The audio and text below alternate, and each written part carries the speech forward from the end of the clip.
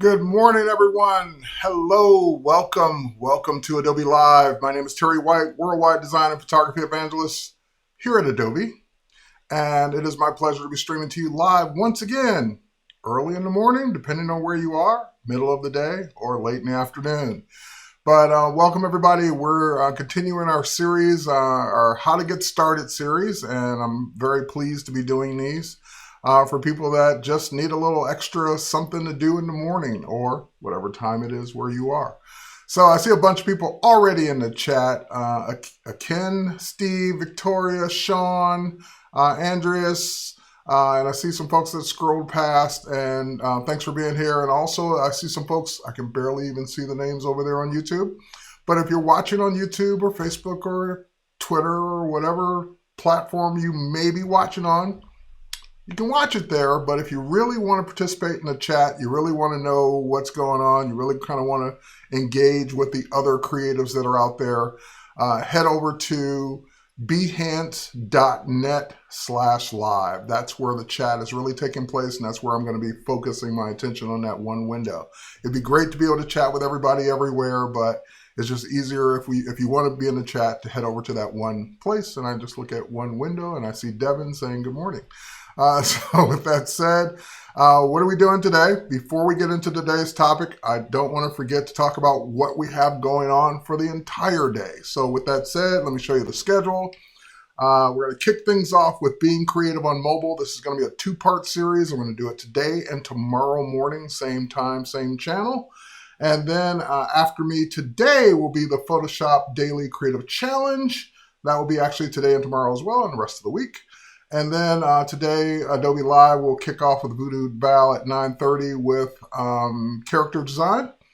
Then at 11:30, the Illustrator Daily Creative Challenge with Julia. She's going to continue that new Daily Creative Challenge that we started. And after that at noon, Pacific, these are all Pacific time, by the way, Adobe Live with Photoshop Compositing with Aaron Nace. Aaron's cool. Not that everyone else isn't, but Aaron's cool. And of course, the Adobe XD Daily Creative Challenge. So we have 3 of these Daily Creative Challenges just to give you something to practice on and something to do. So we have one for Photoshop, one for Illustrator, and one for XD. And then ending the day will be Paul Tranny actually doing a session on how to live stream. So how to do one of these streams that we're doing right now. So with that said, that's what we're going to be doing today. How to be creative on mobile. And this is really just kind of, again, getting your feet wet, letting you know what's out there, letting you know what's possible on your mobile devices. I know that not everyone has the fastest, latest, greatest computers, and not everyone has maybe even the fastest, latest, greatest tablet or iPad or whatever. But in most cases, you have something. You have either a laptop or a desktop. You have a smartphone. Most of us do. And or you have a tablet. And that's the beauty of it, is that what I'm going to be showing you today, we're going to be concentrating mostly today and tomorrow, mostly on what can be done on mobile, whether it's a smartphone or a tablet. Some things are tablet only, or iPad only, and I will specify what those things are. But everything else will be cross-platform, meaning we'll work on mobile, we'll work on phone, work on tablet, work on iOS, work on Android, and I'll point out the things as we go. Now, why are we doing this? Because creativity is something that you should be able to do in the moment. It's something you should feel when you feel it, something you should do when you want to do it, and you shouldn't have to wait till you get back to a computer to do something. And that's the whole point about being creative, where as long as, most of us are holding a device in our hands most of the time. So being creative when the mood strikes you is kind of what we're going to do. Now, in case you're wondering, well, what does Adobe have in terms of mobile apps? So like, what can I use on my mobile devices and which platform and which device? So forth and so on. So first I'm going to just take you over that really quickly, and then we'll dive into our first creativity app that we're going to work on today. So with that said, again, thanks for joining us. And if you're watching the replay, thanks for watching the replay. We are doing this live at behance.net/live. Behance.net/live is live all the time, every day, all day. So join us whenever you want or whenever you can. All right, so let's head over to my computer, and I've got just the Creative Cloud page. Now this is my desktop computer, but what I want to show you here is when you're in the Creative Cloud app, you have the ability to just click on mobile, and that will show you what's available for mobile. And if you want to try something out, you can even send a link to your mobile device and get the link to download the app for your mobile device. So if you were wondering, hey, can I use Photoshop on an iPad? Yes, you can. And also you'll notice by the icons next to each name what they're available on. So Photoshop, obviously available on the desktop and now on mobile. Photoshop Express has always just been a mobile app. Lightroom is available on desktop, mobile, and the web.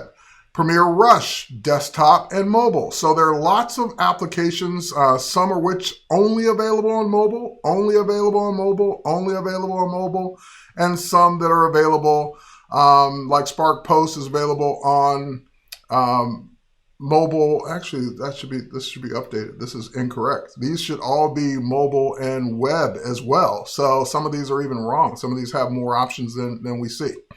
Now, again, if you want to drill down onto which specific platforms they work on, you can click on any link to go and see, like, does it work on Android? Does it work on iPad? Does it work on phone? So forth and so on. You can drill down.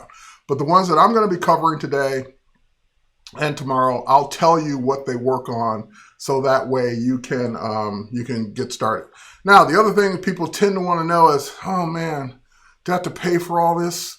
And in most cases, especially with the mobile apps, they are either completely free to just use, or there's a free component to use. Like for example, Spark is a great example of that. Spark has always been free to use. But if you are a member, if you are a Creative Cloud member, a paid member, then you get to do things like branding. You get to do more things. You get to use your Adobe fonts and things like that. But in most cases, all of these you can just download on your phone and get started and start working without having to pay anything extra. And even the ones that are paid, like Photoshop, I believe that one is, again, it's part of your membership. But if you don't have a membership, I believe with all of these, there's a trial period that you can just play while we're in quarantine, or while we're at home, or while we're like looking for extra stuff to learn and do. Lightroom's another example. Lightroom Mobile has always been a free app to download. You can edit your pictures with it. You can do things with it without having to pay a dime. But if you want more, like being able to sync the photos back to your computer and get into some of the local adjustments and things like that, then there are different paid tiers for that. And of course, if you're a Creative Cloud member, that's all included.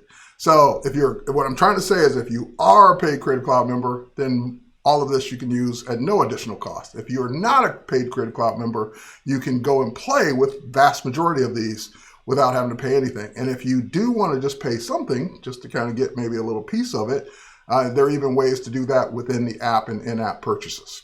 All right, so free to get started. Go ahead and play. All right, today we're going to dive into our first one. And I think I'm going to show it on the phone because that's where I use it the most. So let me get my phone ready. And let me go ahead and hide the Creative Cloud app for a second here. And here's my phone behind it. Hey there, hey phone, how are you? Let me make sure, yep, it's live and ready to go. So the first app, and I keep most of my Adobe apps except for Lightroom, I keep that handy. So that one's outside the folder, but I keep most of my apps in my Adobe folder. Now, and I have pages and pages of apps. But the one we're going to talk about first, and this one just screams creativity, it's one that we use to bring things in that we want to use later. So it's not necessarily you're going to create something in this app. You're going to use this app to capture things that you're going to work on later in other apps, whether it's mobile or desktop.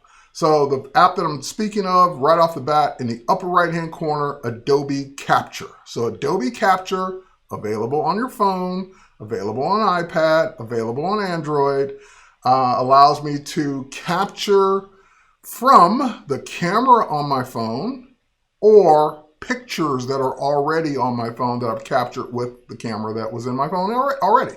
So Adobe Capture, yep, that's the one. You can go download it from your respective app store today.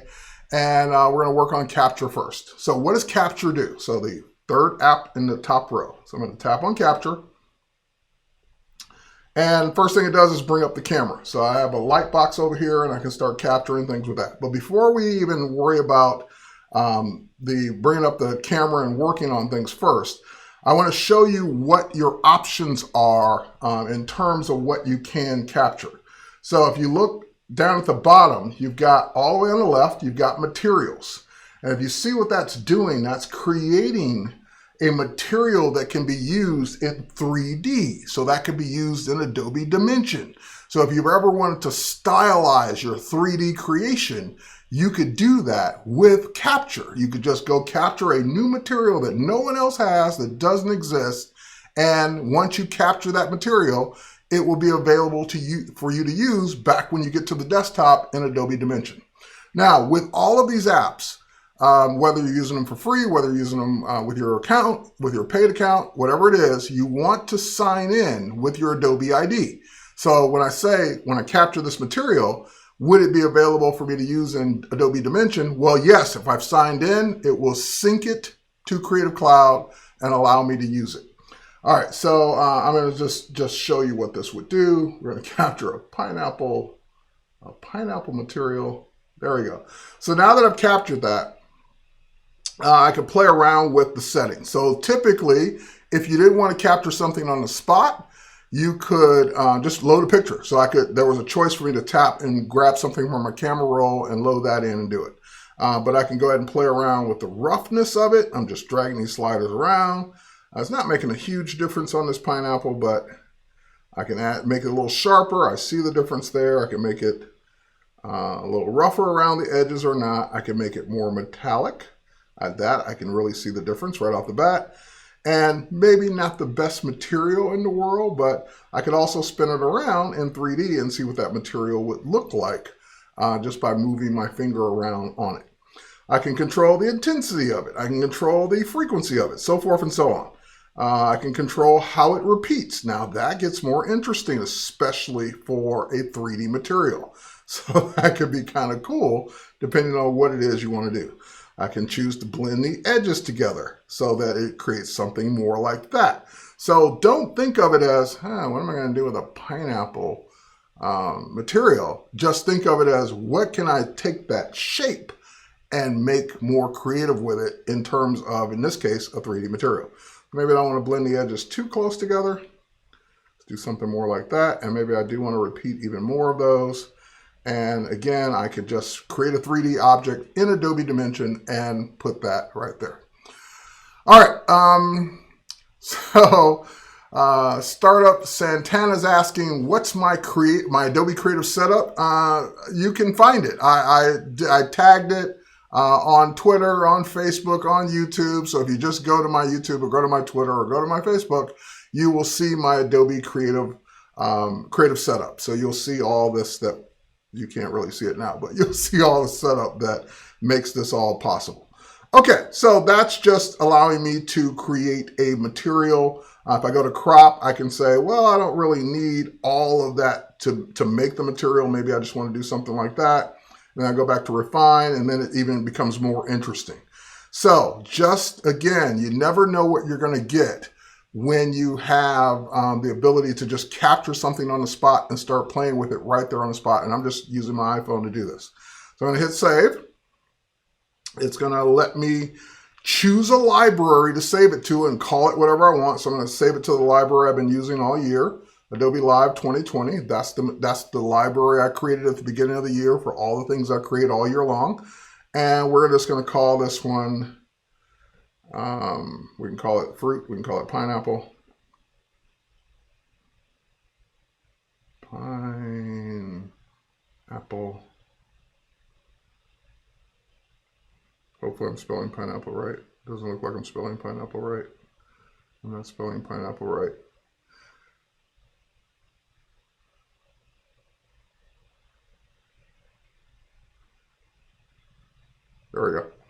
Pineapple. I love it when I get it just right enough to where I can autocorrect. All right, there we go.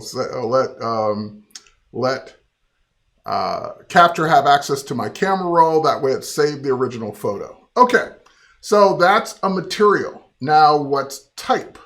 So type allows me to capture, to look at something that has some text in it and capture it so that I can steal or grab the font from it. In other words, it won't always know the exact font because it depends on what font was used to create it. Let's see if I've got one here.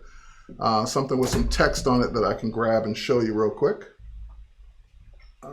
Let's go here. I've got some magazines in here.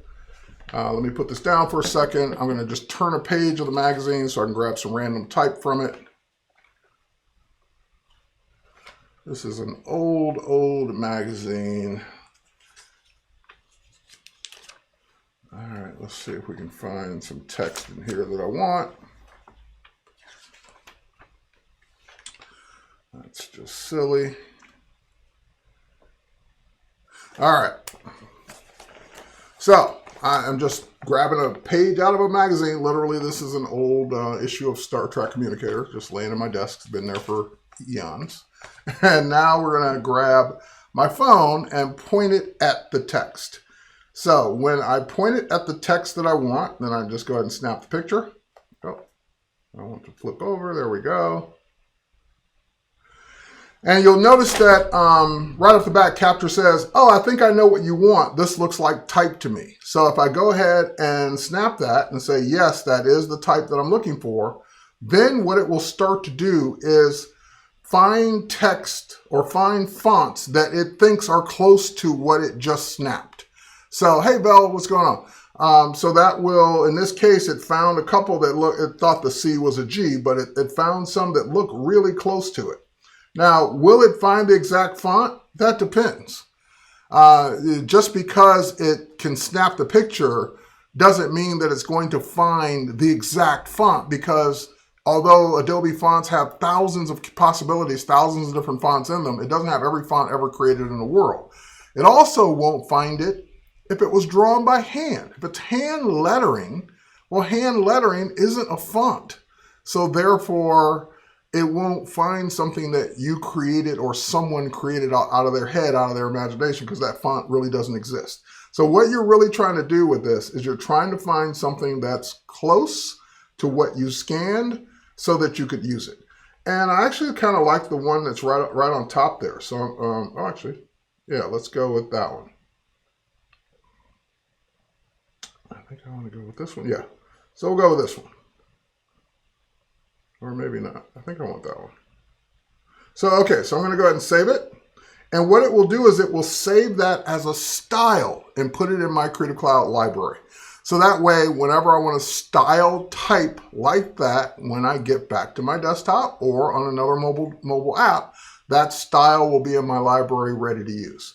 So if I go ahead and hit save, it will create that style. And here, if I just want to just show you what it's doing with all this, let's just go ahead and launch a desktop app just so you can see what's happening. I'll launch Photoshop. And we'll wait for Photoshop to come up real quick here. And there's Photoshop coming up real quick. And if I go to my Adobe Creative Cloud or Adobe Live 2020 library, and I just twirl some of this up here, there's the material that we created. Now that material is not available in Photoshop because Photoshop doesn't use these 3D materials. But if I open Dimension, that material will be there. If I go to character styles, twirl that down, that style that we just created, there it is. Type number 2 is there. That's the name I chose not to change. All right, so if I were to now go ahead and create something new, and let's just go ahead and create, we'll even use a template. Let's go ahead and create a template here on the desktop. We'll just zoom in.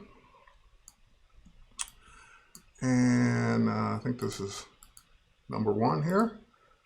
Make sure, I don't know if there's any text in this or not. There isn't, so we'll just create some. And we'll just grab our type tool and we'll just type the word Adobe Live. And we'll make that smaller.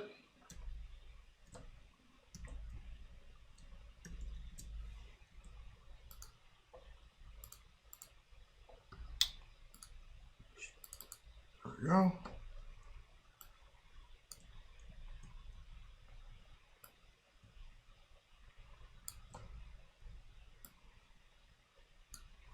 And let's just go ahead and scale that down. There we go. And now if I go and I click on that type 2 style, for a minute, there we go. It formats it with that style that I just captured, even though it gave me an italicized version of it, it looks like. So, and this is a style that I had done before. And this is the style that I just did. So, if we were to type the word club, I think it was all caps. There we go. So we get that same style that was used in the font. What looks a little different, it's not italicized, just the lowercase letters we weren't used to seeing because what we scanned was in all caps. So the club looks right.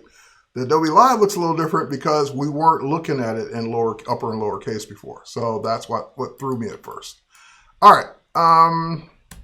But that was just, again, pointing capture at a piece of text printed, and then letting Adobe Capture figure out what the font was, or close to it, syncing that font, making a style, and then letting me use that style on any app that uses styles from the library. So that could have been Photoshop, Illustrator, InDesign, any mobile app that would use those styles as well.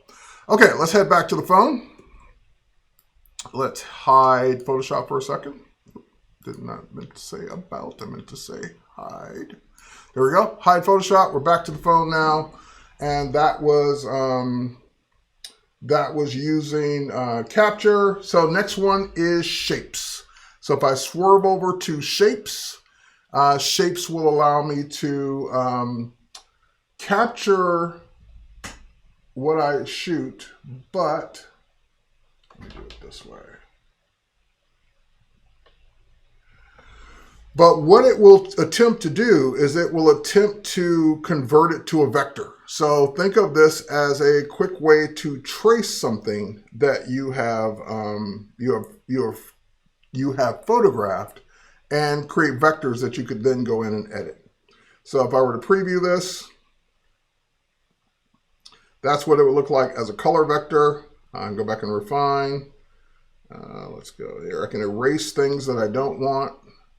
So if I don't want parts of this to be converted, use my finger to try and erase the parts of the box that I don't need.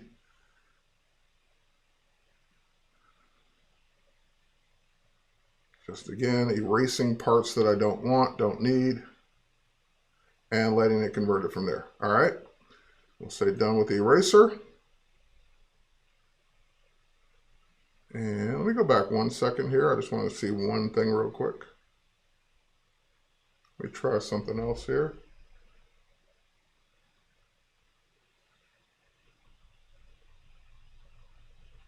Different options for what I'm capturing. There we go. That's what I was looking for. Looking for the black and white version. All right. Sometimes I just want an outline of what it is I'm capturing. So let's try that instead. Especially if you're trying to create a logo from something. So capturing it in black and white will give you literally the black and white that you can then go fill in with the colors that you want. So traditionally, Capture had always just been black and white. And then we added the option so that you can have color as well as, or color or black and white when you're doing your captures. All right, so again, I can use the eraser and get that one little piece off the top that I don't want. I can say that I'm done erasing. I can then go in and crop it if I needed to. I can go in and smooth it if I need to. Smoothing's on or off. And you can actually see it when I turn it on. You can see it performing the trace right here on the spot.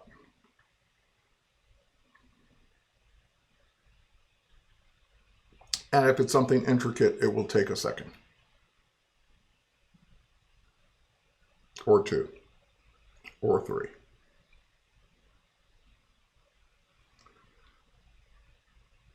and I may not wait for it.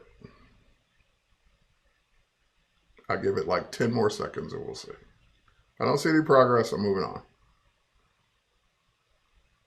All right, I'm moving on. Okay, so you can smooth it out if you're willing to wait for it. All right, let's go back to refine. And I think that is all I want, so I'm just gonna go ahead and save that. And again, it's gonna create an SVG shape. And we'll just call this one pineapple as well. And done, and save. And now that's been saved as a vector shape that I could open up in Illustrator and work with the vectors and fill in with whatever colors I want. So they basically just converted this into a graphic scanner. All right, next up, and this is probably the one I use the most, colors. When I want to create a color theme. So let's say that I want to actually do it from this picture on my desktop here. I can go ahead and just, now it's guessing as the camera's moving around. I can tap to freeze, and then I can move the color stops around and get the colors that I want. Right now it's on gradient. I can switch to,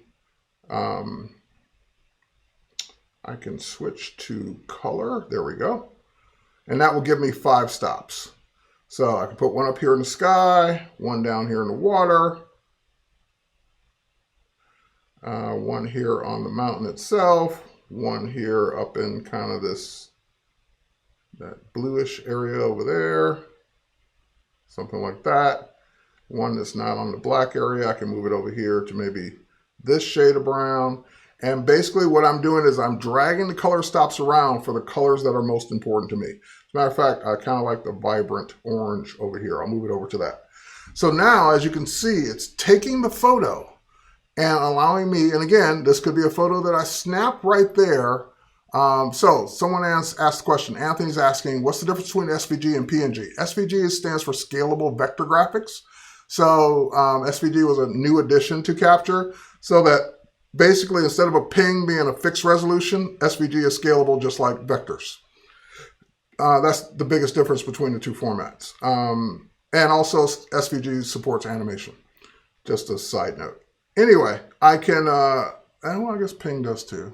Or animated pings. But okay, anyway, that's what SVG is. SVG is vector. All right, so now that I kind of got the color themes I'm looking for, I can just go ahead and snap.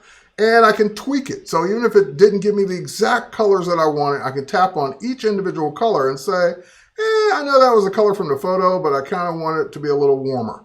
I can move that beige over, or maybe I want that beige to be a little brighter yellow. So I can, even though it started with the colors in the photo, I can still tweak them to what I think they should be. So again, upping that creativity by not locking you into just what was there, but letting you go beyond what was just there. So that's giving me the hex values. You can even switch this to CMYK, lab, or HSB, hue, saturation, brightness. So you can even get really sophisticated with the kinds of colors that it's going to create. Is it possible to decrease the number of stops? Not for color themes. You're going to get 5 no matter what. Now, if you want to decrease the number of, there's no way to decrease the number of stops, but if you put the same stop on the same color, then you're effectively only going to get 3 or 4 colors, whatever you choose. But it is going to give you 5, all color themes are going to be 5 swatches no matter what. All right, so let's go ahead and save that. And again, I'll just leave it color theme number 4.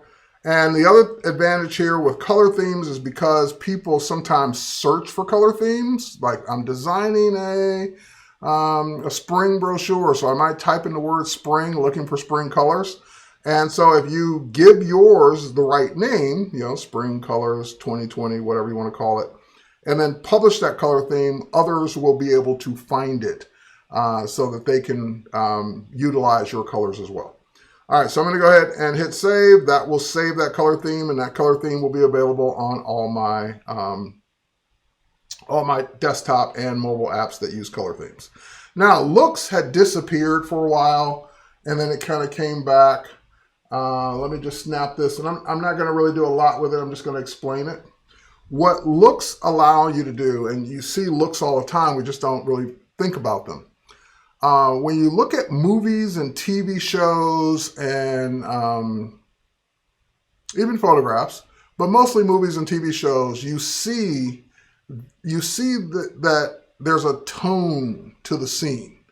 Like Game of Thrones was really good at that. Like if they were out in the mountains in the cold, the sky was always like a blue. Everything was like a cold color for the whole theme.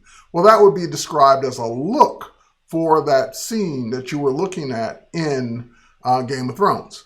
So looks captured in Capture do the same thing. They allow you to apply a look to your photo, to your video, so that you can tone it kind of the same way as the photo you're looking at right now. So maybe you're going to go out in the afternoon in your backyard and you're going to shoot a scene and you kind of want it to have that Game of Thrones look, even though it might be spring and you want it to look like it's cold winter time. Well, you could go grab a cold winter photo, capture it as a look, and then apply that look to your video in Premiere Pro, and I believe even Premiere Rush, if not soon, if it doesn't do it already. So it's letting me see what that one I just did looks like on video. So it's actually showing me a video right now with that look on an image that I would upload. So if I wanted to upload an image or a video to see what it would look like on mine, I could do it right now. So this is showing it to me just on a stock video, what my look would look like. It's showing it to me on a stock photo, what my look would look like. And again, if you look at the top, the different tones of that pineapple, browns, oranges, greens, so forth and so on, it will, you can see it in the photo that, yeah, the photo kind of looks like those colors. I can see it right off the bat. Same thing with the video. The video kind of looks like those colors. So capturing looks originally was in Capture, kind of went away because they wanted to fix and tweak some things, and then they brought it back. And I'm so glad they brought it back because this is an important part of the creative process. And this is also one of those things where it's perfect for a mobile device because you're out with your mobile device and you just happen upon a scene. You look at that lake and you look at that mountain range and you look at that backyard or you look at that shopping mall back in the day when we go to shopping malls. And you kind of like, ooh, I love the colors here. Click. Just even snap the photo because you can always capture it later. Snap the photo, come back to Capture or capture it right in Capture and set it as a look right off the bat. So if I save that look, again, and by the way, you notice it says look number 1, look number 2, look number 3, so forth and so on. And then underneath it, it says LUT. LUT stands for lookup table. And lookup tables are available in Photoshop. They're available, meaning you can use them in Photoshop. You can use them in Premiere Pro. And I know you can use them in Premiere Rush. I just don't know if you can use these. So I know that Premiere Rush has looks as well. All right. Can you use Adobe Capture if you have a background you like and you want to find if Adobe Stock has something similar? You don't need Capture for that. You can just take a picture of the background and then go to Adobe Capture's website and you can drag the photo right in and it will look up photos like that. So you don't need Capture for that. All right, sorry, let's go next. So patterns, this is also one of my favorites. Now I'm literally pointing my pattern here at the chat, and that's the pattern I would get. Pointing it at my microphones, that's the pattern I would get. Pointing it at the iPad, and what's on my screen at the iPad. Pointing it at the pineapple, that's what I would get with the pineapple right now. So it's just letting me create these seamless patterns that I could use. And here, let me see if I can. I'm pointing it across the room over there, and that's even giving me a more interesting pattern. So I'm going to go ahead and grab that one for now. Patterns is my favorite because it's so easy to create something that no one else has, and it's so easy to create something that looks cool and seamless just by going ahead. And you can see what I grabbed. I grabbed kind of the left side of the streaming setup over there, and there's a flower over there, and a stand over there, and the stream deck. And I can go ahead and tweak this. I can zoom in, and as I'm zooming, it's giving me the pieces of the scene as my pattern up top. I can rotate. Oh, I'm moving it. I can rotate it around, and that's also giving me a different look to my pattern. And if I were to go in, and let's just Tap save here. That will let me save that pattern. And that pattern, we now have bitmap patterns and vector patterns as well. So that will save it as a bitmap pattern. Let's go back in one more time. And now before I capture, if I were to go up top and play around with my settings, I can choose whether it's going to be grayscale, whether it's going to be black and white, whether it's going to be color. I can also choose whether it's going to, what part of it I want. I believe this is the vector versus raster, if I'm not mistaken. And I can also choose what style of pattern I want just by pointing it at my screen here. So you have a lot more options if you play with them up front before you actually do the capture. And then you can even adjust the saturation, brightness, contrast, and the looks, the hues, and get different styles for the pattern that you're going to capture. So let's capture something like that one. And let's go back up here. No, yes. And we'll capture that one as well. And then we can play with that one as well. All right, save, save. And now I've captured two patterns to my library. Last but not least, brushes. So if I go to brushes, I'm like sick of the pineapple. I should have, hang on, let me see if I can swing it around and capture something else here. All right, got a flower over there. Now let's see if we can capture this as a brush. All right. So,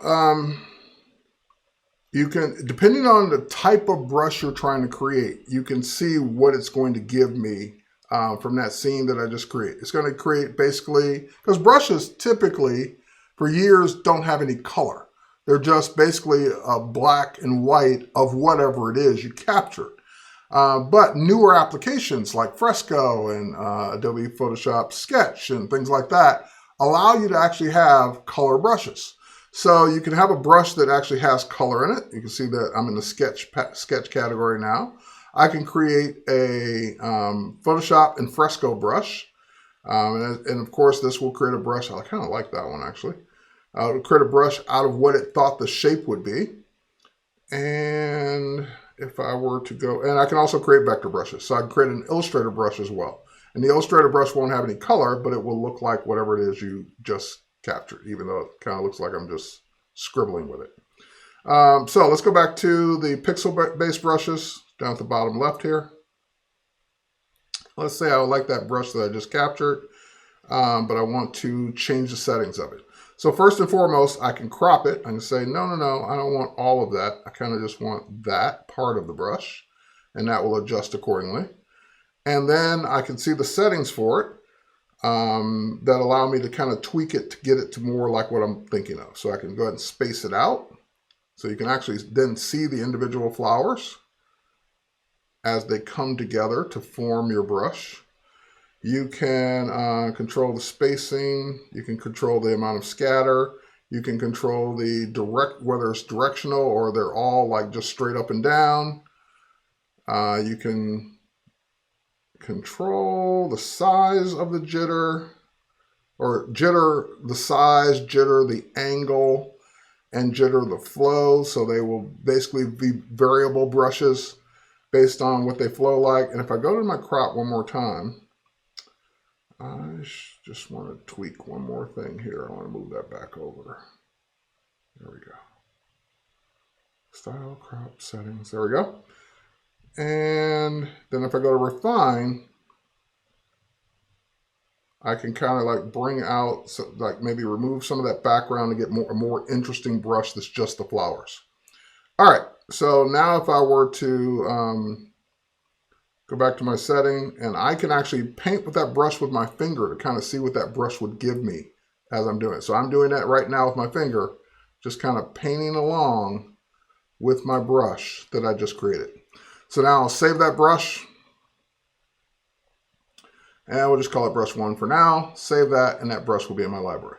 So it's basically saying, you've completed Adobe Capture. Do you want to rate it now?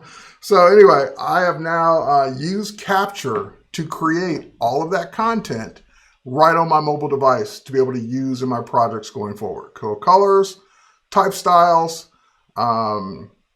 patterns, brushes, materials. What am I missing? Looks. And I said colors and I didn't say shapes. So all of that created in the palm of your hand, Android, iOS, and iPad, just that easily and free to go download and use. So let's go ahead and switch back to Photoshop real quick. The things that I just brought in are here already. So there's the brush that I just created. So if I were to grab my brush tool and I were to create a new layer, and I were to grab my brush and make my brush a little bigger, and I'm now painting with that brush that I just made with mobile, just that easily. And if I undo it, I want to paint with a color.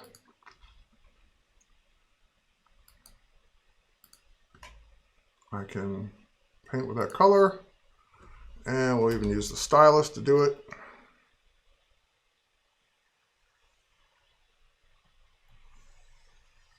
And that's just adding a little more creativity from your mobile device, making a custom brush that no one else on the planet has but you for your designs. And typically when it comes to design, it's all about being different. It's all about having something that no one else has. And unless someone has that exact box with that exact flower in it, and they take it from this exact angle and they create that exact brush, they're not going to have that brush. So I created something for my client that would be totally unique that no one else would have. And if I want to, I should have used the colors that I brought in. If I want to use those color themes that I just brought, no problem. Let's undo it. Here's the color theme that I just brought in. So I can pick one of those colors, and maybe the orange color, just for something kind of orangey, or maybe that blue, the blue that I actually captured. So now I'm using, hang on for a second. So now I'm actually using that orange. Let me undo that. And that blue from my pineapple, brush from the pineapple or from the flower in the box over there, create it from scratch, just that easily. Okay, next up. And let me just look at my timing here. All right, can you apply a gradient to the brush too?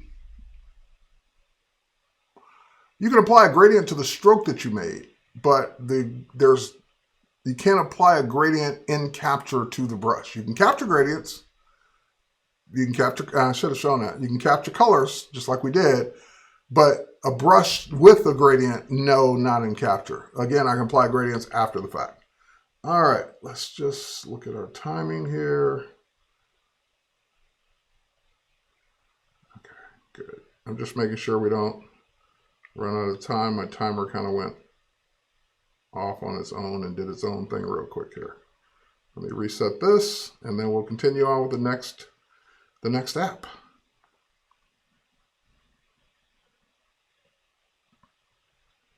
All right, we'll go from there.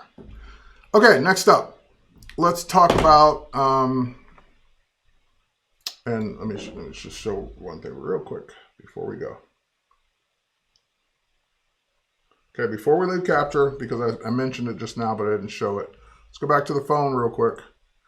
And right now I'm capturing a color theme, just like we did before, but if I were to tap and switch to gradient, then that will allow me to capture this as a gradient. So I can tap on the screen, freeze it, or let's actually unfreeze it. Let's tap here on the screen. There we go. Tap on the screen, and then I can switch to the colors I want. So I get that Facebook blue, that green, and maybe that yellow. So that will create a gradient that I can adjust. Oops, sorry.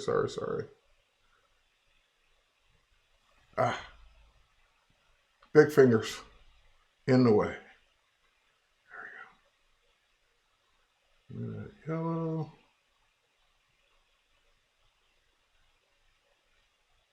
All right, we'll use that yellow, and we'll use that green. All right, so then I can swipe back and forth on the gradient itself. I can move the amount of the colors around and get just the gradient that I want. And of course, once I save that, again, I can tweak it individually. I can't add any more stops to this either at this point, but they know that that's a request that people want to be able to add more stops to the capture gradient. All right, so we'll save that one, save it to the library. You'd give it a better name, and then that one's ready to go. Okay, so in a few seconds there, that gradient should sync over. And if I were to scroll down, graphics, brushes, gradients, there's the gradient, or there is a gradient. I don't know if that's the one we just made. There's the one we just made. So there's a gradient we just made. And that you could apply to your brush strokes to answer the question that was asked earlier if you wanted to choose that gradient to do it. Okay, next up, let's go ahead and switch gears over to the iPad. And here on the iPad, I'm going to go ahead and go to my Adobe folder here as well. Oops, wrong folder, that folder. And we're going to go ahead and tap on Adobe Creative Cloud. Now, you might be thinking, how's the Adobe Creative Cloud a creative app? Because creativity is not all the time about what you're creating. Sometimes it's about what you need to do when you're on the go. So sometimes you need to share a file. Sometimes you need to download something that's in your library and work on it or send it to someone. Sometimes you need to check out your cloud docs and your other mobile creations and so forth. So I'm just looking across the menu now. Sometimes you need to get fonts that you want to use in your creative tools. So that's kind of what the Creative Cloud app is. It's like a hub for everything else that you're going to work on. So for example, you notice when I launched the Creative Cloud app, let's start at the bottom actually. At the very bottom, I see the word tutorials. So if I'm just sitting on the back porch and I just want to learn something new real quick, I can actually launch the Creative Cloud app and watch tutorials, many of which you probably didn't even know existed because these aren't necessarily the ones that are on Adobe Live and on the Creative Cloud YouTube channel. These are like kind of like in the Creative Cloud app for you to watch. So someone's asking, is Aero an AR app, right? Yes, it is. That's what Aero exactly is. So tutorials built right in. Next tab is your work. So this is at the very top, file. So you know that Creative Cloud folder you get or Creative Cloud storage you get, which is a folder on your computer. That's accessing these files right here on your iPad. So if you save something to your Creative Cloud files folder and you're out and about and you didn't realize, oh crap, I didn't bring my laptop. I need to get to that file I created, like this Adobe Live canvas bag. I could save that to my Creative Cloud files folder and it would be accessible to me to use or play with on my iPad as well. Library. So the libraries that we were just talking about. So if I go to my Adobe Live 2020 library, that stuff that we just created, including the brushes, including the looks, including the colors, including the patterns, is all right here on my mobile device for me to look at, share, and play with and use. So one of the things about sharing that is that if I needed to share this, let's see, I don't know if I can do it with this. I need to share this brush with someone. I can now send a link to that brush and say, hey, here's the cool brush I captured for that project you're going to paint because you're a better painter than I am, but I want to use this brush for part of the design. So with that brush, a person would be able to grab it and use it right there on the spot as a Creative Cloud member. Okay, so that's the libraries area. Let's go back out. Lightroom photos. So here are the Lightroom photos that I use. I'm going to show those more in Lightroom. Cloud Docs. Now, Cloud Docs is fairly new, and it really came out as part of Photoshop on the iPad. So Photoshop on the iPad syncs to Cloud Docs. Therefore, you need to be able to access those Cloud Docs both on the desktop and in Photoshop, but you can also look at them and use them and share them right from the Creative Cloud files or Creative Cloud app on your mobile device. And then mobile creations is kind of fun because this is all the stuff you've created on mobile. So this is the stuff that you have made with all those other apps that we saw in the Creative Cloud, desktop app. So this is showing me all the stuff I've made with Spark Post. This is showing me all the stuff I've created with Adobe Comp. This is showing me some of the stuff I've done with Photoshop Fix and Mix. So some of the stuff I've done with Illustrator Draw. So it's showing me all the things that I've created that I could quickly access and get to. Now, offline is stuff that you've downloaded that you want to be able to work on offline. Deleted, obviously, is projects you've deleted. So the Creative Cloud app, just for accessing your stuff in Creative Cloud, is useful. But one of the biggest reasons why I'm showing you this, let's say we forget about everything I just said. If nothing else, there's one reason why you're going to want to use this app and have this app handy. And that is, if we go to the Fonts tab, currently, this is the way to access your Adobe fonts to use in other apps like Photoshop. So if I'm designing something in Photoshop on my iPad and I want to use a specific font, when I go to my type tool in Photoshop, it's only going to show me a set number of fonts. But if I want to use one I've used already on the desktop, that's what this is for. So you'll notice at the top it says Browse Adobe Fonts, and then it says Installed Adobe Fonts. So I have a couple installed already. But if I go to Browse, the very next thing down is Active Fonts Not on This Device. That means fonts that I've used on the desktop in other apps that I don't have on this iPad, and therefore Photoshop won't have on this iPad. So if I were to go to Active Fonts Not on This Device, it shows me all the ones I've used since the beginning of time, all the ones I currently have active. And if there's one that I want to, hey, I want to be able to use this Acumen Pro, Acumen Pro or Acumen Pro, whatever it's pronounced, I can now say install that font. And yes, I want to install it. And it's now downloading that font, and now that font's available for me to use. So when I go over to Photoshop, I would be able to start typing in Acumen Pro. So that's one of the main reasons I'm showing you this. It may sound like, oh, of course, it's the Creative Cloud app. Yeah, I can get to my files. But the biggest reason that you want to know this is for this right here. All right, and of course, it also is another place to quickly look for apps that you want to use while you're mobile. So if you forget what you can use, if you get what's available, just like I showed it to you on the desktop, you can actually see it on mobile and work with it on mobile as well. Okay, what's next? Is there a way to find out how many fonts you have from Creative Cloud? Yeah, there is. If you go to,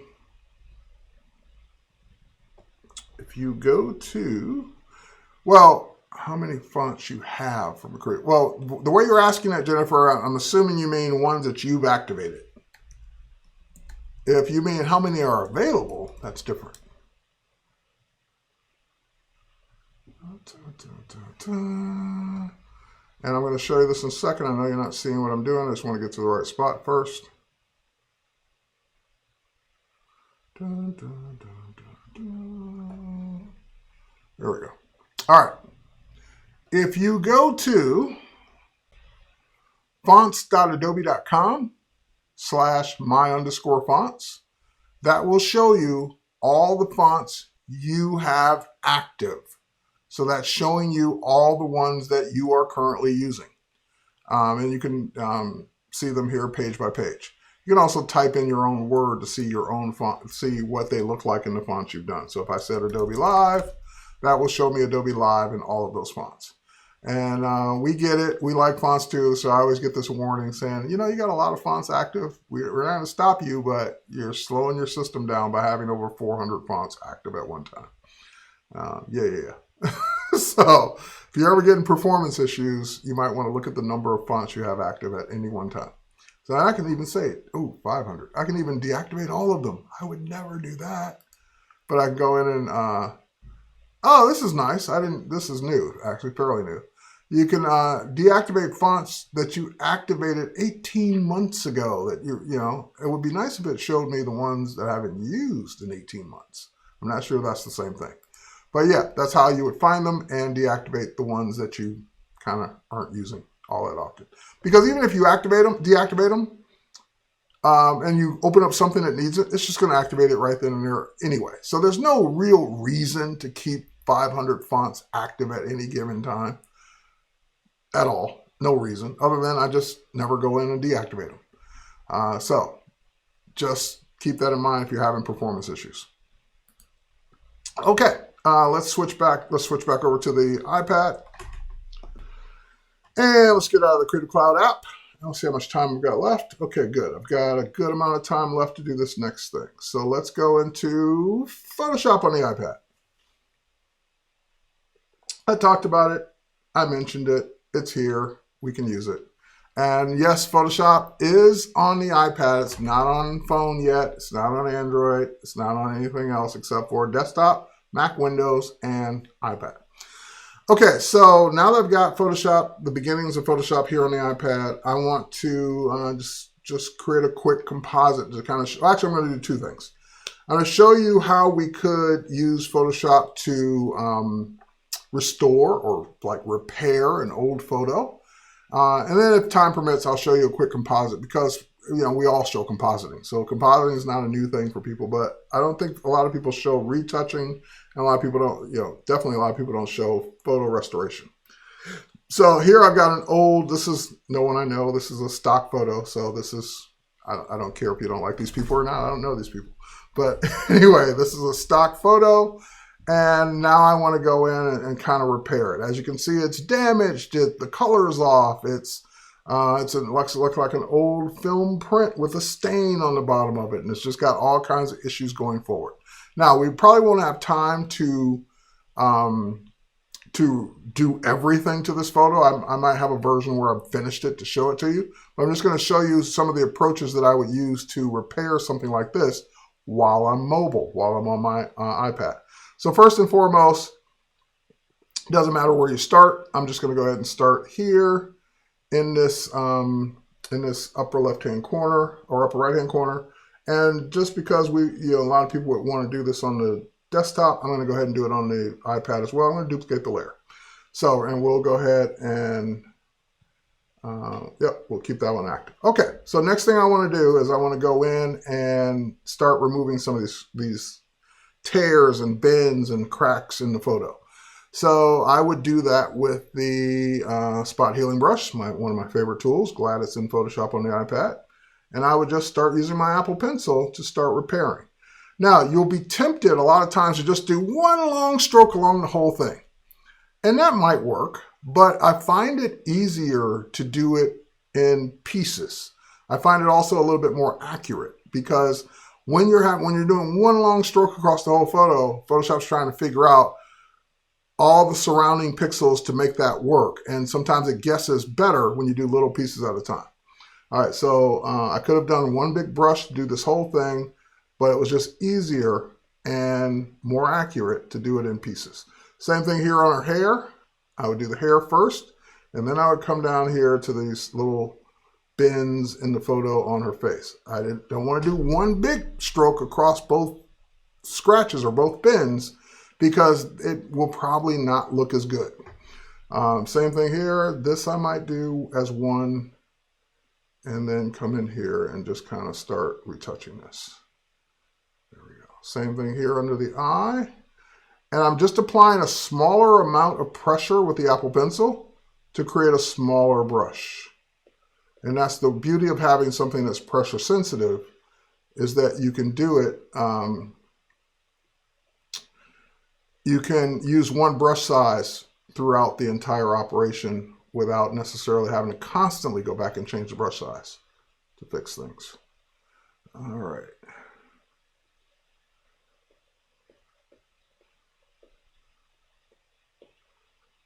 And again, I just rinse and repeat and keep doing these things until I've got the entire area of the photo repaired. Now that's just undo. That was just, this over here, this green stuff is just like colorization on the photo itself. So the photo got a little discolored because there's no green in this photo. This photo's not color. Now, in the case where it's kind of like it's like the spot removal tool is just not doing a good enough job. So in that case, I would undo, undo, undo, and kind of put that all back, because I don't want that to change from it's just a shadow under her nose to start being white. That's not the color it should be. So in that case, I would switch over to the clone stamp tool instead, and I just want to clone that shadow underneath. So in that case, nasal, yes, the nasal area. So I'm just going to hold down the touch modifier and sample. And then, in that case, I do want a smaller brush. Let's go and not make a brush that's 300 pixels wide. Let's just get that really small, and there we go. And we'll just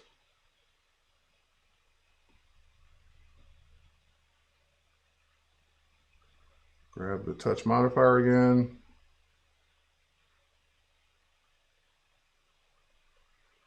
And paint that part underneath. All right, then I usually go back to the spot removal tool or healing brush and healing brush. I keep thinking Lightroom. Healing brush and blend it in. There we go.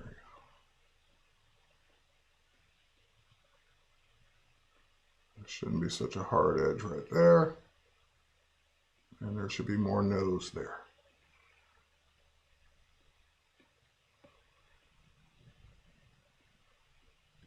All right. Okay, so then we just keep going.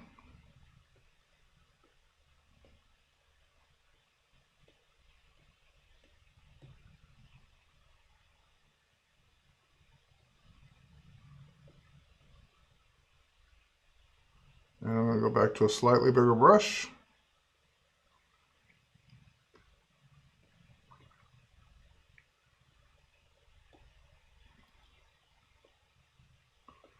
And it may not look like you've done a lot until you look at your before and after.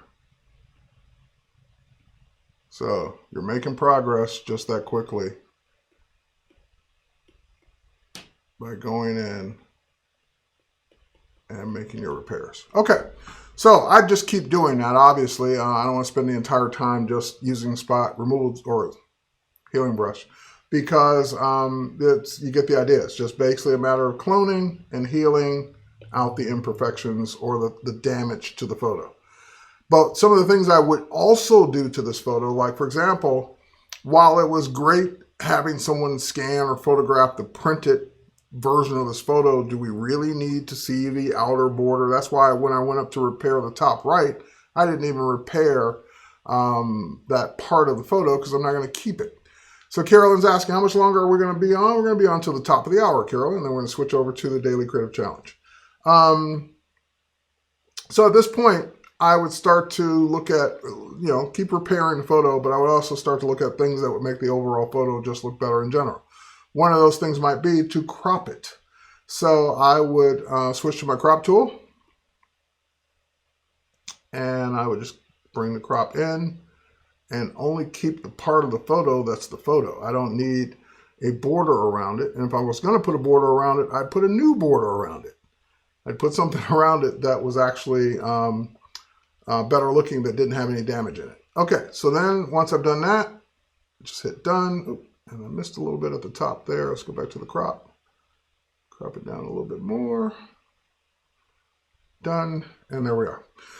Next up, the color is off because it's an old photo. So, sepia tone or this old style look to the photos, awesome if you want that. But if you wanted it to be more of a black and white, then you can convert it to a black and white. You can actually make the photo black and white without having to worry about even losing the original sepia tone to it. So one of the things you can do is you can, hey Andrea, you can go in and apply an adjustment layer or clipped adjustment to it. So I can go here to my adjustments.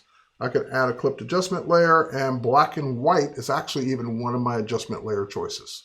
So I can say, give me a black and white of that, and I'm not damaging the original. I'm not taking any color away from it. I'm just adding an adjustment layer right on top of it. And then I can tweak the black and white from the original color. So if I know that there was a lot of yellowish brown in the photo, I can just kind of tweak the black and white based on those colors that were underlying in the original photo to begin with. All right. There wasn't a lot of other colors in it. So like adjusting greens not going to do anything. Adjusting the blues isn't really going to do anything because there wasn't a lot of color in the photo to begin with. Adjusting reds might. And just add a little bit more to it that way. Okay, so again, if I ever want to turn that adjustment off, I got the original photo back, but I've also got the photo that's nicely black and white. So even if I did that adjustment and I wanted to keep working on the repairs, all I do is just go back to the layer that has the photo on it, put my adjustment away, and go right back to continuing to repair the photo. And it's repairing it even with the black and white on top of it. So sometimes it might help you to visualize what the final colors might look like. So that's why we apply the adjustment layer, even though we weren't finished with the repairs.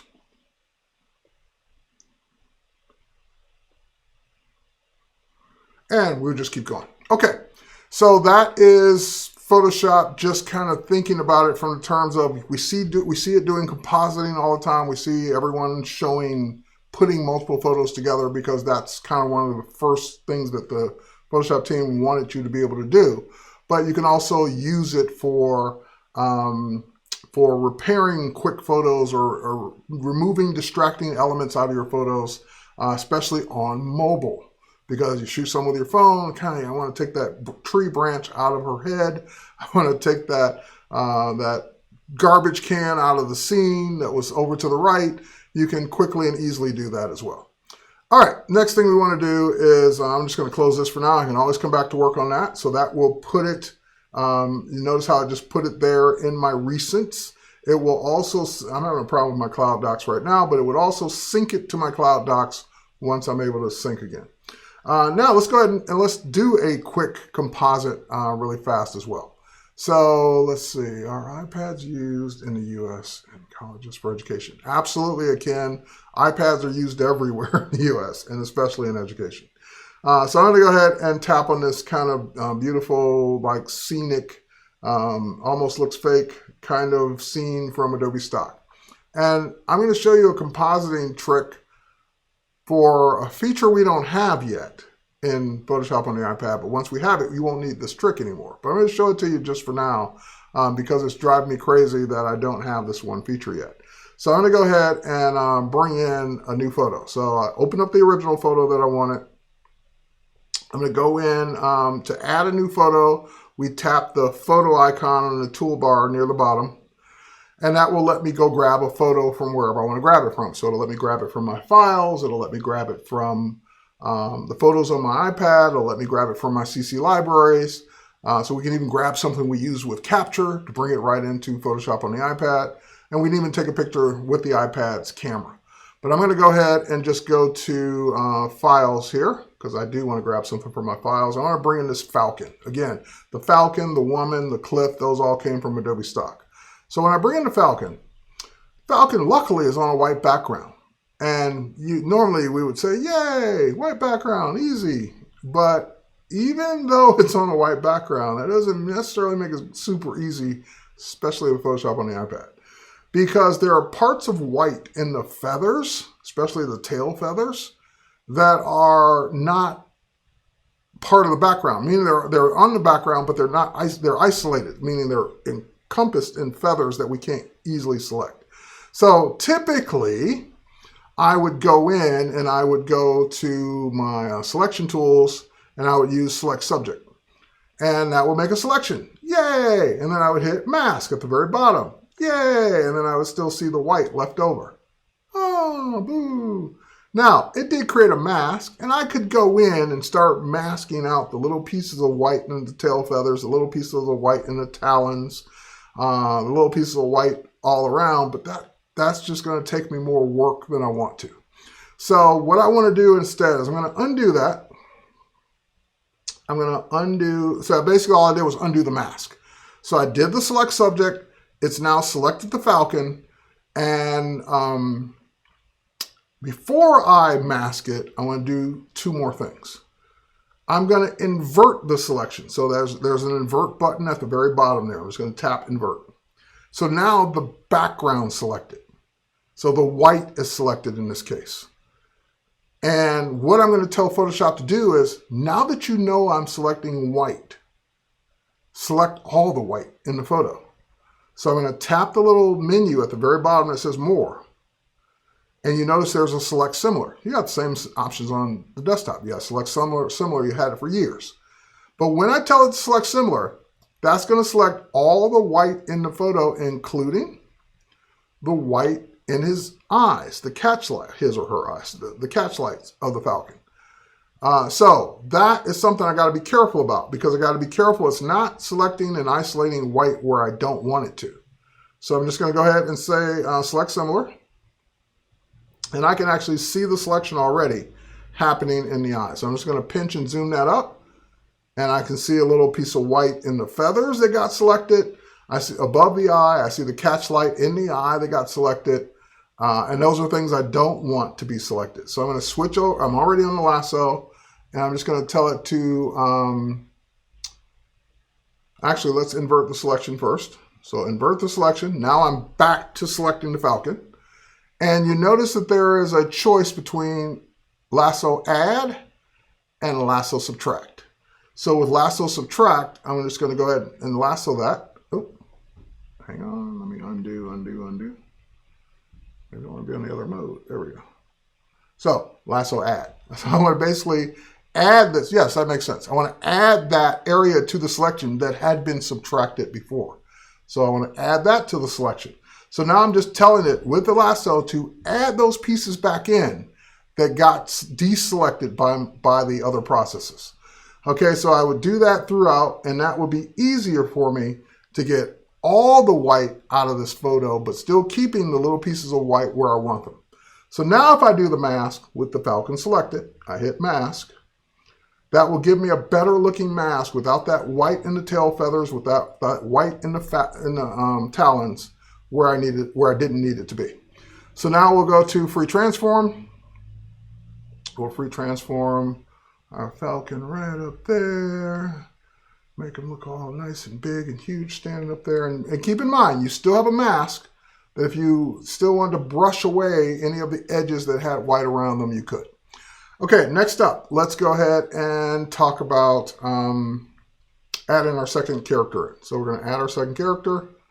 Files, woman, same problem. Comes in with the background, which at first glance would be easy to select, except she's also got some white in the back of her hair. So if I were to select subject, selects the subject, but if I were to mask it right now, it would show, even though we can't really see it that much, but there's some white in the back of her hair not being shown. So I could either just say yes and mask that little piece out, or I can undo it, invert the selection,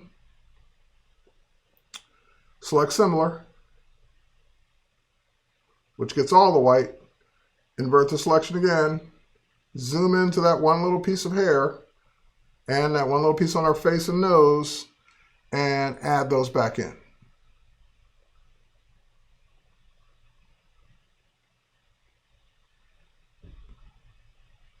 Actually, that's all I need. I don't want the part in the hair. I want to add that back in.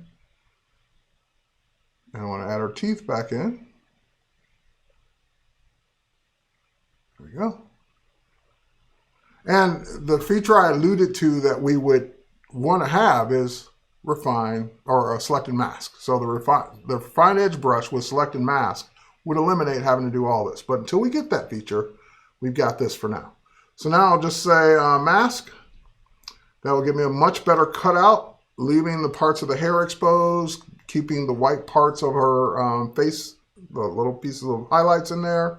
And we'll go ahead and now we can go ahead and scale this down.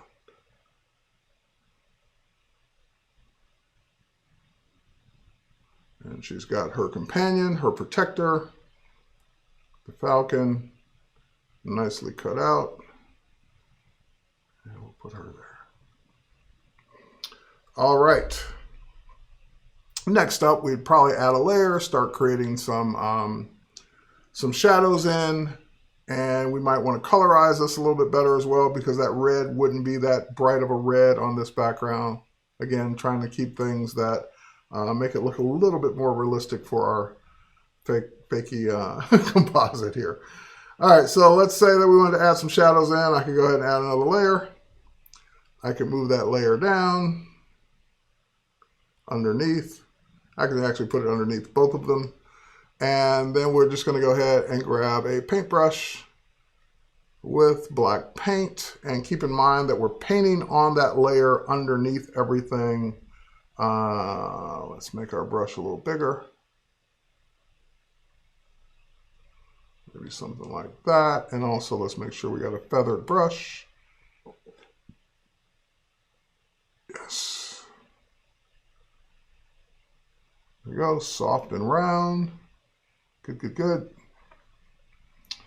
And again, it's going to be a very harsh shadow to begin with. I'm just trying to get the shape in and putting that shadow just right underneath the dress and right underneath our falcon's feet.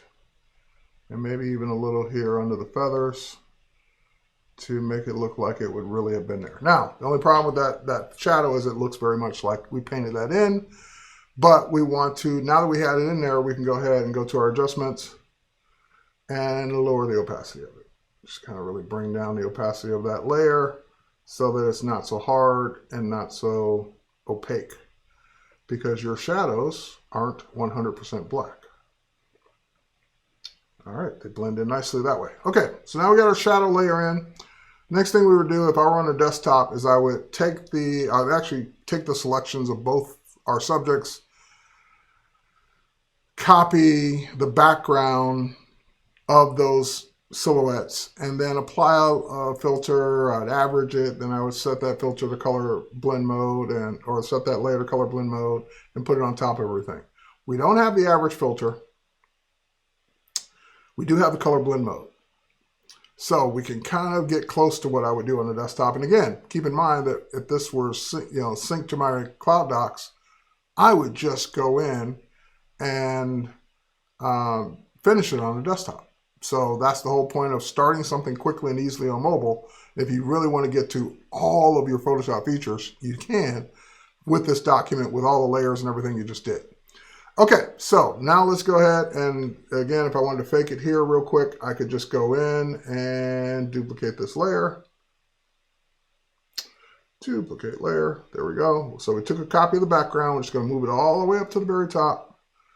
And now that's at the very top, we're going to,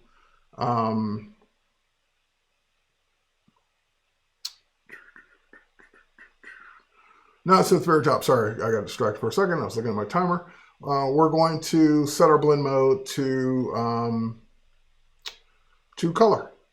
Now, it's going to be, the problem with the setting it to color is because we didn't average a selection, so therefore there's going to be beige on top, green on the bottom, and that's not what we want normally, but we can still make it work. So we'll set our color blend mode all the way at the very bottom, we got color, and that's what I meant by the green on the bottom, the beige on the top, and the green tree on our face. It's just too much. But that's okay, because even if this were all one color, it'd still be too much, and we would use opacity to bring it down. So let's go to opacity and just really turn it down quite a bit so that we don't have really a distinct color on top of her or the falcon, but we have enough of that color from the background to kind of make it look more realistic, like this was all photographed as one scene. So why do we do it that way? Because if we turn this layer off, look at her skin tone, look at the falcon's leg, and look at the red in the dress. We kind of lose that, like she's too bright, her skin's too warm for the scene of sunset on this mountain. So we use that to tone it down a bit. And using opacity, you can tone it down or up as much as you want. So look at the dress, how the red starts to go away, but we don't want to introduce too much of that green. So we bring it down just enough so that we don't see any of that green, the hard line of the green coming through. even though some of that green would probably be reflected onto the dress, which that's okay.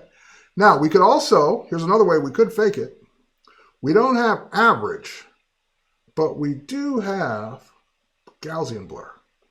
So we could Gaussian blur that top layer to kind of remove those hard lines. And that way, now when I bring down the opacity, I could keep more of that color without the hard line. So that's another way around it. I just thought of off the top of my head. Okay, so we've got this image now ready to go with all the layers intact. Again, syncing it to our Cloud Docs, which I'm having an issue. I see my red symbol up there. I'm having an issue syncing right now. But that would be layer complete, ready to go in Photoshop on the desktop. All I do is go to File, Open, Cloud Docs, and there it would be.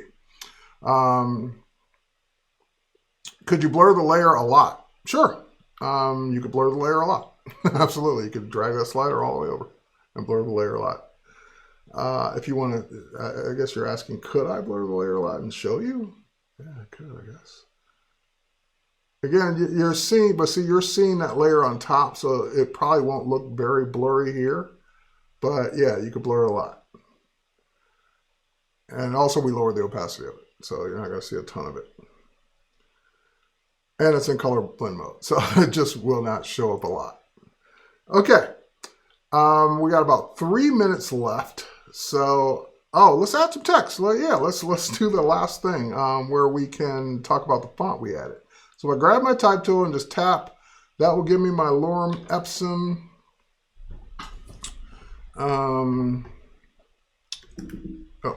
Wrong keyboard.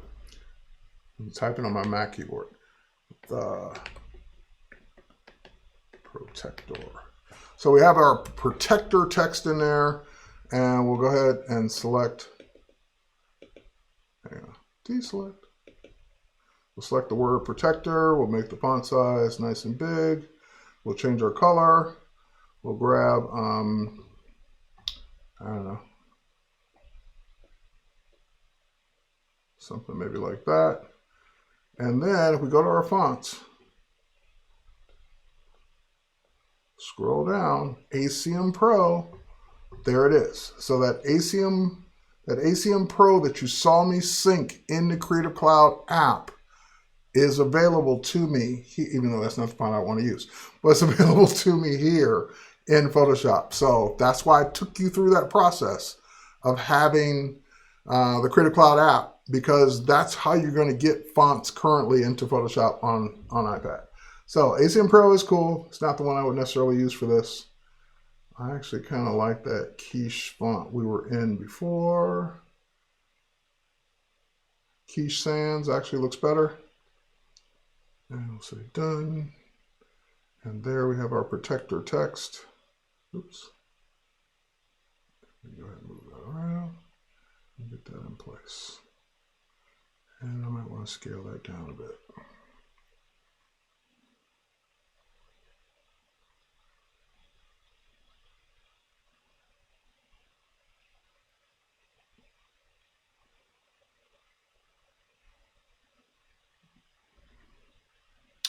All right.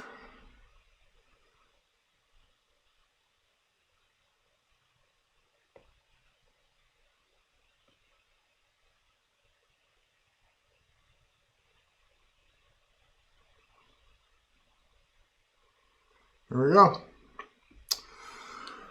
Oh, I mean to close it that fast, but there we are. So there's our quick scene we put together with Photoshop on the iPad using fonts that we grab from Creative Cloud, using images we got from Adobe Stock. We can use other elements we got in our library that we use with Capture, just very quickly, very easily, to do all that creative stuff right on mobile.